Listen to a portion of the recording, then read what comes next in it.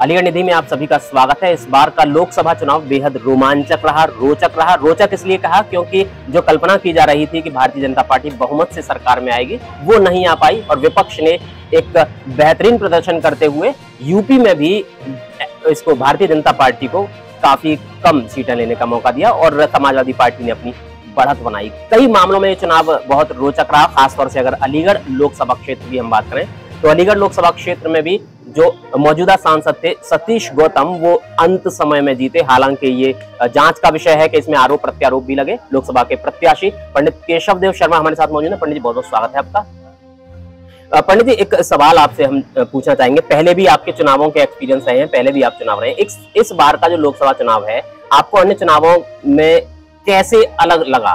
क्या विशेषता रही इस चुनाव में? देखिए, बहुत बहुत धन्यवाद आपका अलीगढ़ निधि में, जो आपने हमें समय दिया और हमारी आवाज को जनता तक पहुंचा रहे हैं। देखिए, ये जो चुनाव था 2024 में, ये वाकई में अपने आप में एक अलग चुनाव था। क्यों? हमारी अब तक की सोच में, हमारे अपने अब तक के अनुभव में और जो हमने देखा है सन 1952 से लेकर के 2024 तक के चुनावी समय जो रहे हैं, उन चुनावों से ये 2024 का चुनाव अपने आप में हटके रहा है।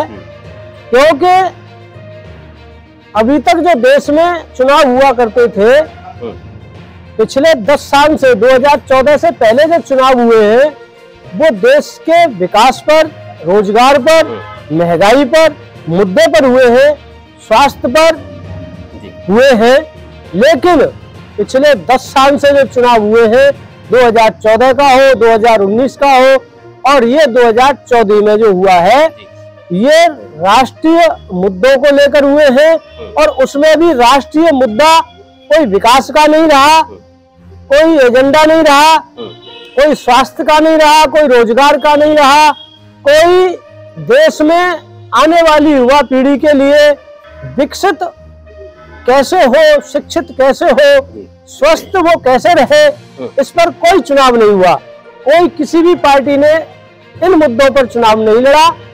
केवल इस पर चुनाव हुआ है तो हिंदू और मुसलमान, हिंदुस्तान पाकिस्तान और तेरा खानदान, तेरा परिवार, मंगलसूत्र और तुम्हारी भैंस और तुम्हारी संपत्ति और मुजरा और जुमला, जुमले और जुमले के साथ मुजरे, ये चुनाव हुआ है। तो ये चुनाव जो हमने अभी पहली बार देखा है, ऐसा चुनाव हमने देखा ही नहीं है अपने जीवन में। पंडित केशव देव जी, इस बार आप भी लोकसभा चुनाव में थे, आपके क्या मुद्दे थे चुनाव में? हमारा मुद्दा था जमीनी जी। हमारा जनपद अलीगढ़ लोकसभा क्षेत्र कैसा हो, यहाँ कैसे विकास हो, कैसा हमारा रोजगार हो, कैसे स्वच्छता हो, कैसे स्वास्थ्य हो, कैसी शिक्षा हो और कैसा रोजगार हो। हमने अपनी जनता से अपनी बात को रखा, अपने मुद्दों को रखा और हमने अपनी गारंटी रखी, उनके समस्या और समाधान की। अच्छा, एक चीज देखी गई, फिर भी आपने इतने सारे मुद्दे जो महत्वपूर्ण जमीनी मुद्दे हैं वो गिनाए, लेकिन क्या जनता तक आप नहीं पहुंच पाए? क्या कारण रहा कि आप बाकी के सभी जो प्रत्याशी थे वो नोटा से भी कम वोट लेकर आई? देखिए, ऐसा है, एक तो चुनाव का समय कम था। अच्छा। क्योंकि जब पर्चा भरने के बाद 15 दिन का समय बचा था, 14 दिन हमको प्रचार के लिए मिले और बड़ा क्षेत्र है और 14 दिन में पूरा क्षेत्र कवर नहीं किया जा सकता। उसके अलावा हम किसी पार्टी से नहीं थे। जो सत्ता में 40 साल से, 30 साल से, 60 साल से पार्टियां हैं, उनकी अपने आप में पहली पहचान है और उनके पास कैडर है, उनके पास कार्यकर्ता है, गांव-गांव उनके पार्टी का प्रचार है।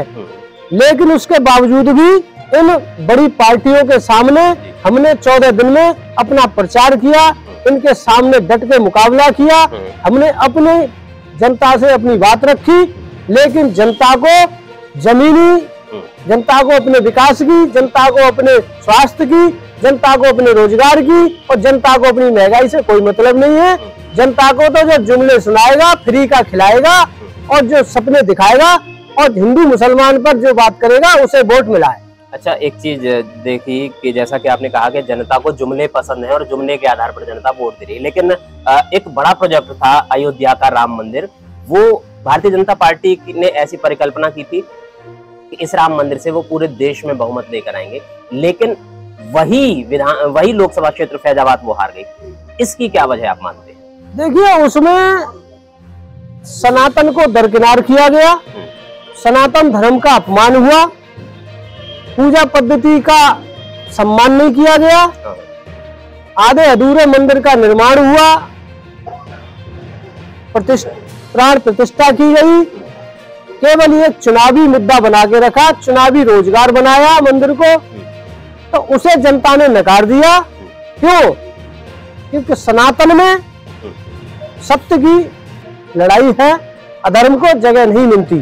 शंकराचार्य जी ने भी इसको चेतावनी दी थी इस बात के लिए। गुरु शंकराचार्यों में धार्मिक एक अपनी जगह है और चुनाव एक अपनी जगह है, लेकिन इन्होंने चुनावी मुद्दा बनाया, चुनावी व्यापार बनाया, पूजा पद्धति का सम्मान नहीं किया, अपमान किया। उसी को लेकर के जनता में रोष था और उसका खामियाजा बीजेपी को भुगतना पड़ा। अच्छा पंडित केशव देव जी, फाइनली भाजपा ने गठबंधन करके सरकार तो बना ली है, एनडीए के तमाम संगठन इसके साथ जुड़ गए हैं, लेकिन क्या लगता है आपको कि ये जो गठबंधन की जो सरकार है ये देश का कुछ भला कर पाएगी, या फिर जो गठबंधन का कई ऐसे उदाहरण है कि गठबंधन की सरकार में बीच में कई विवाद उत्पन्न हो जाते हैं? क्या लगता है आपको इसके दूरगामी परिणाम क्या होंगे? ये बैसाखी पर बनी हुई सरकार है और लंगड़ी सरकार ज्यादा दिन नहीं चलती। अगर एक बैसाखी में इंसान की दो पांव है, एक पांव में टूटकर सरिया पड़ जाए और सरिया में कभी भी लचीलापन आ जाएगा, हल्का सा गड्ढा होगा, वो सरिया दुलट जाएगी और वो जमीन पर गिर जाएगा। वही हाल है, ये लंगड़ी सरकार है, ये सरकार कभी भी गिर सकती है। ये जनादेश वाली सरकार नहीं है और ये ज्यादा दिन चलने वाली नहीं है। क्यों? कि जो नायडू, चंद्रा नायडू जो इसमें गठबंधन में शामिल है, वो देखिए भारतीय जनता पार्टी का एक एजेंडा रहा है। ये मुसलमान हिंदुस्तान पाकिस्तान को लेकर के धर्म को लेकर के राजनीति करते आए हैं और नायडू, चंद्रा नायडू मुसलमानों के कट्टर हितैषी हैं। उन्होंने राजनीति वही की है और ये मुसलमानों का विरोध करने वाले बनते हैं भारतीय जनता पार्टी वाले। इन्होंने उन्हीं को अपनी पार्टी में शामिल करके लंगड़ी सरकार बनाई है। ये ज्यादा दिन नहीं चलेगी, जनता देख रही है। अगर आज दोबारा चुनाव करा दीजिए, बीजेपी 100 सीट भी प्राप्त नहीं करेगी और देश में अन्य पार्टियों की बढ़त होगी। अच्छा, एक चीज और चर्चा में आई थी इस बार की, आप भी वहां मतगणना स्थल पर रहे होंगे। चर्चा ये आई थी कि मतगणना में कहीं ना कहीं कुछ ना कुछ बेईमानी हुई, 11 मशीनें रोक ली गई। चौधरी विजेंद्र सिंह ने इस मामले को लेकर कोर्ट की शरण भी ली है। क्या लगता है आपको, ये कितनी सत्यता है इन बातों में? देखिए, चुनाव तो हम भी लड़े हैं, वोट तो हमें भी काफी पड़ा है, लेकिन वो वोट गया कहाँ है, ये चिंता का विषय है। और कहीं ना कहीं डिजिटली वोट को कन्वर्ट किया गया है। क्यों? क्योंकि हमारे जो सर्वे है, आज जो लोग आते नहीं है सामने निकल के कि हमने किसको वोट दिया। अन्यथा सच्चाई ये है कि हमारे आंकड़े के अनुसार 50 सीटों पर भारतीय जनता पार्टी हार गई थी, उन्हें जबरन जिताया गया है। वही अलीगढ़ में हुआ। अलीगढ़ में 31,000 से विजेंद्र जीत रहे थे, लेकिन 15,000 से भाजपा को जिता करके सत्ता पक्ष को दे दी गई। अच्छा, क्या लगता है उत्तर प्रदेश में इस बार के जो विधानसभा होंगे उनके ऊपर भी इस बात का प्रभाव पड़ेगा आने वाले विधानसभा चुनाव? वोट चाहे किसी से भी हो, अगर ईवीएम से चुनाव होगा, ईवीएम में केवल 2 पार्टियों को ही दिखाया जाएगा, अन्य किसी पार्टी को टक्कर में नहीं आने देंगे। क्योंकि डिजिटल इनकी कनेक्टिविटी ईवीएम में रहती है। जिनको जिस पार्टी से अपने आमने सामने दिखाना है, जिस पार्टी से चुनाव का समीकरण दिखाना है कि किस किस पार्टी का आमना सामना है, वो उसी तरीके से मशीनों को तैयार किया जा रहा है। अन्यथा 5 लाख वोट मुझे मिले थे और वो मेरे वोट डिजिटल कन्वर्ट करके बीजेपी को ट्रांसफर करा दिए गए, इसलिए बीजेपी की जीत दिखा दी गई। नहीं तो ईमानदारी से अलीगढ़ लोकसभा की जनता में चले जाए, वो कसम खा के कह सकती है कि बीजेपी को वोट ही नहीं दिया गया है। बिल्कुल, तो चुनावी समीक्षा में आज बहुत सारी बातें पंडित जी के द्वारा, केशव जी के द्वारा बताई गई हैं और निश्चित रूप से इनमें कहीं ना कहीं सच्चाई होगी और इनके द्वारा जो बात कही जा रही है, कई प्रत्याशियों ने बात कही है। समीक्षा का ये दौर लगातार चलता रहेगा, आपको लेकर जाएंगे लोकसभा में चुनाव लड़ने वाले अगले प्रत्याशी की ओर। नमस्कार।